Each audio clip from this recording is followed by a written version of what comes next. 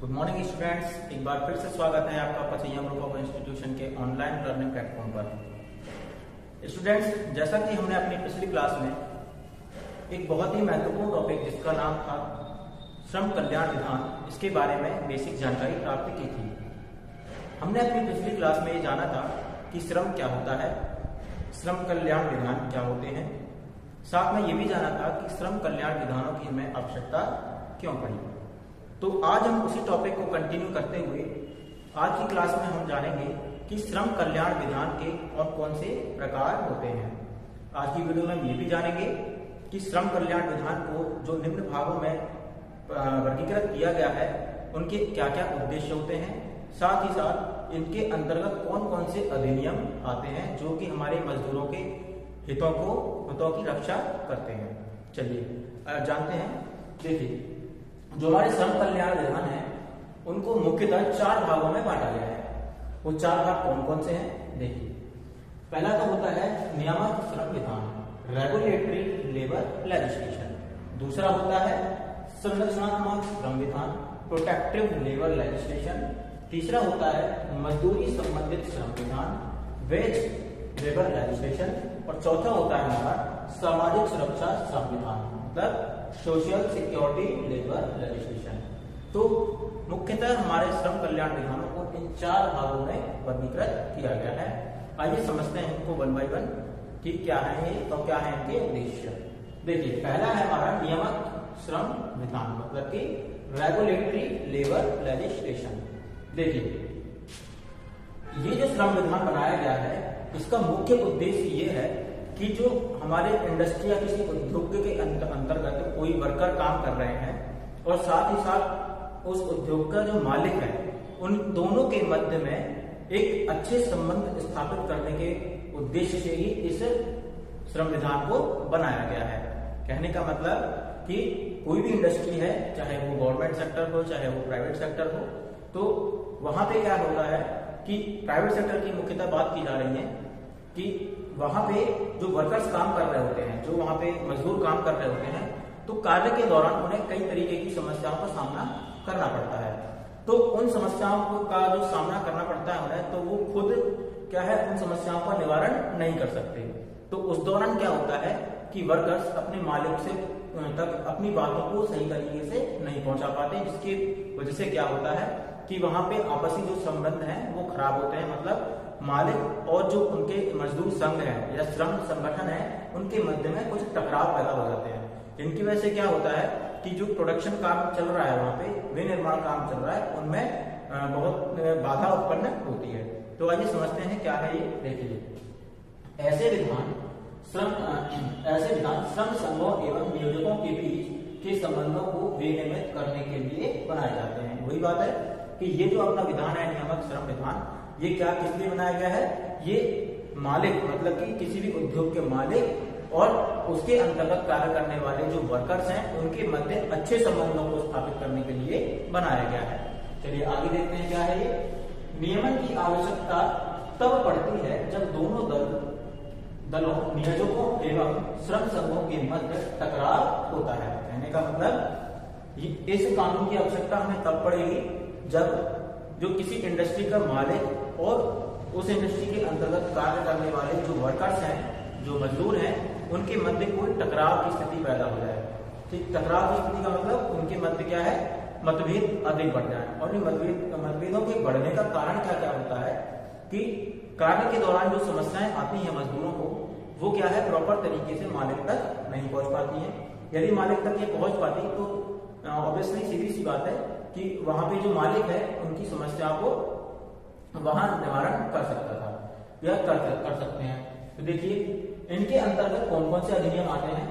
श्रम संघ अधिनियम 1926, साथ ही औद्योगिक वेतन विवाद अधिनियम 1947।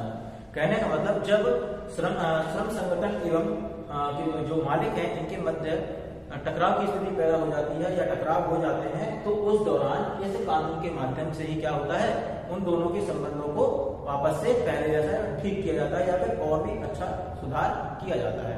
तो इसके द्वारा क्या होता है कि जो हमारे इंडस्ट्री में जो प्रोडक्शन वर्क चल रहा होता है, औद्योगिक कार्य चल रहा होता है, उसमें किसी भी प्रकार की कोई बाधा नहीं आती है और कार्य सुचारू रूप से लगातार चलता रहता है। चलिए आइए आगे समझते हैं हम दूसरा है संरचनात्मक संविधान मतलब प्रोटेक्टिव लेबर लेजिस्लेशन। ये इसके नाम से ही समझ में आ रहा है कि संरचनात्मक संविधान मतलब कि ये जो संविधान है इसको बनाने का मुख्य उद्देश्य ये है कि जो हमारे वर्कर्स जो है इंडस्ट्री में काम कर रहे हैं उनको प्रॉपर तरीके से उनको प्रोटेक्ट किया जाए, मतलब कि उनको संरक्षित किया जाए। संरक्षित कैसे किया जाए? क्योंकि जैसा कि मैंने आपको बताया कि कार्य के दौरान उन्हें कई तरीके की समस्याओं का सामना करना पड़ता है। वो समस्याएं क्या क्या हो सकती हैं? जैसे मान के चलो कोई वर्कर मशीन पर वर्किंग कर रहा है, लगातार मशीन पर वर्किंग कर रहा है, तो जो मशीन है और वो प्रॉपर तरीके से क्या घेराबंदी उसकी होनी चाहिए, मतलब उसकी वो कवर्ड होनी चाहिए ताकि कार्य के दौरान क्या है कोई भी किसी भी प्रकार की दुर्घटना घटने के जो चांसेस हैं बहुत कम हो। साथ ही साथ में जो कारखाना है जिस भी इंडस्ट्री में वो काम कर रहा है, जिस भी वर्क प्लेस पे वो काम कर रहा है वो प्रॉपर तरीके से स्वच्छ होना चाहिए और साथ ही साथ वो कार्य करने के अनुकूल होना चाहिए। ऐसा नहीं हो कि बहुत ही ज्यादा जैसे टिपिकल वर्क कराया जाए और उस अनुसार उसको वहां पे सुरक्षा सावधानियां ना दी जाए, तो वहां पे क्या है वो एक प्रकार से मजदूरों की बहुत बड़ी समस्या बन जाती है जिसको वो खुद निवारण नहीं कर सकता। तो उसको जो निवारण करने के लिए क्या है हमारी भारत सरकार ने मजदूरों के हित के लिए संरचनात्मक संविधान मतलब प्रोटेक्टिव लेबर लेजिस्लेशन बनाया गया है। देखिए इसको समझते हैं क्या है। इस प्रकार के विधान श्रमिकों को संरक्षण हेतु बनाए गए हैं, मतलब कि श्रमिकों को प्रोटेक्ट करने के लिए क्या है इस तरीके के कानूनों को बनाया गया है। नियोजन स्थल पर श्रमिकों को कई प्रकार की कार्य दशाओं में समस्याओं का सामना करना पड़ता है जिससे वह स्वयं संरक्षित होने में असमर्थ होते हैं। वही बात है कि कार्य के दौरान उनको कई तरीके की समस्याओं का सामना करना पड़ता है, तो जिसको क्या है जो मालिक होता है जो नियोक्ता होता है वो प्रॉपर तरीके से उसको हैंडल नहीं करता या उनकी समस्याओं का निवारण नहीं करता है। तो जिसकी वजह से क्या मजदूर क्या कर सकता है इस संरचनात्मक संविधान के अंतर्गत वहां पे शिकायत कर सकता है तथा इनकी मदद लेकर अपने जो अधिकार है उनको प्राप्त कर सकता है।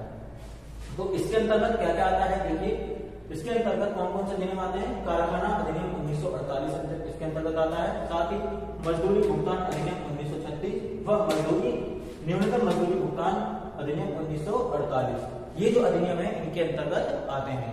कारखाना अधिनियम के अंतर्गत क्या है कि उस कारखाने में जो भी आप वर्कर वर्क कर रहा है उस वर्क प्लेस पर वहां पे पूरी सुविधाएं उस वर्कर को प्रोवाइड की जा सके ताकि वो खुद सुरक्षित रहकर प्रॉपर तरीके से कार्य को कर सके।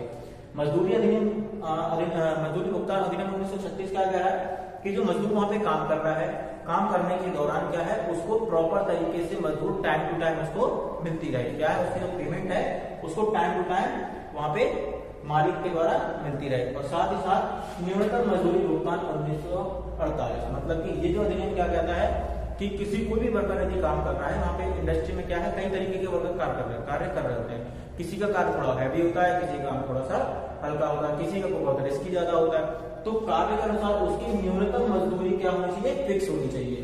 तो ये अधिनियम ये बताता है कि कोई भी मजदूर है उसके कार्य घंटों के अनुसार या कार्य की डिफिकल्टी के अकॉर्डिंग उसकी क्या होनी चाहिए पेमेंट निर्धारित होनी चाहिए। तो संरचनात्मक संविधान के अंतर्गत ये 3 अधिनियम आते हैं तथा इनको क्यों बनाया गया है ये भी आप समझ पाएंगे। चलिए आगे समझते हैं हम मजदूरी संबंधित संविधान। मजदूरी संबंधित संविधान क्या है? Veg labour legislation. देखिए ये क्या कह रहा है, इस प्रकार के विधान का निर्माण श्रमिकों को वेतन अथवा मजदूरी के सही भुगतान के लिए बनाए जाते हैं। वही बात है कि ये जो आपका श्रम विधान है ये इसलिए बनाया गया है ताकि जो मजदूर हैं जो आपके वर्कर हैं इंडस्ट्री के अंतर्गत काम कर रहे हैं उनको मजदूरी क्या है टाइम टू टाइम मिले, साथ ही कार्य के अनुसार या कार्य घंटों के अनुसार उसको मजदूरी प्रॉपर तरीके से मिलती रहे।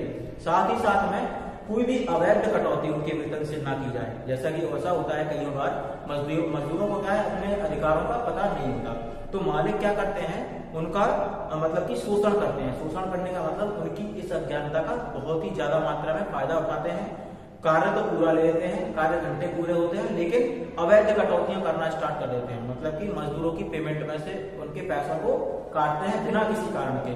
तो क्या है मजदूरी संबंधित संविधान क्या कह रहा है कि मजदूरी भुगतान अधिनियम 1936 और मजदूरी भुगतान अधिनियम 1948, इसके अकॉर्डिंग क्या होता है कि मजदूरी की अवैध कटौती है ना, और साथ ही साथ मजदूरों को उनके कार्य घंटों के अनुसार जो पेमेंट है वो मिलनी चाहिए, साथ और उनकी जो कार्य की डिफिकल्टी है उसके अकॉर्डिंग जो उनका श्रम है, जो उनकी मजदूरी है वो प्रॉपर तरीके से मजदूर को मिल जाए, ये सब उनका आश्वासन देना चाहिए या दिन को मिलता है। चलिए आगे चलते हैं हम सामाजिक सुरक्षा श्रम विधान, मतलब सोशल सिक्योरिटी लेबर लेजिस्लेशन।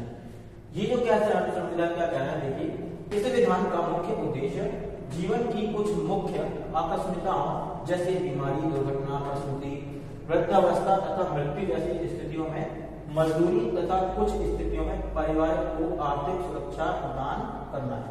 क्या है इस विधान का मुख्य उद्देश्य कि कई बार ऐसा हो जाता है कि मजदूर क्या है कार्य करने के दौरान ही किसी न किसी दुर्घटना का शिकार हो जाता है। तो दुर्घटना की स्थिति में क्या होता है कि मजदूर वहां प्रॉपर तरीके से काम करने में अक्षम होता है, जिसकी वजह से उसको उसका जो है काम रुक जाता है। तो काम रुकने की स्थिति में क्या है, उसको पेमेंट वगैरह नहीं मिलती, जिसकी वजह से उसके जो पारिवारिक स्थिति है, पारिवारिक आर्थिक स्थिति वो लगातार डगमगा जाती है या बहुत ही बेकार हो जाती है। इसकी वजह से क्या होता है, मजदूर जो है बहुत ही मानसिक रूप से तनाव में आता है और वो आर्थिक स्थिति कमजोर होने की वजह से क्या होता है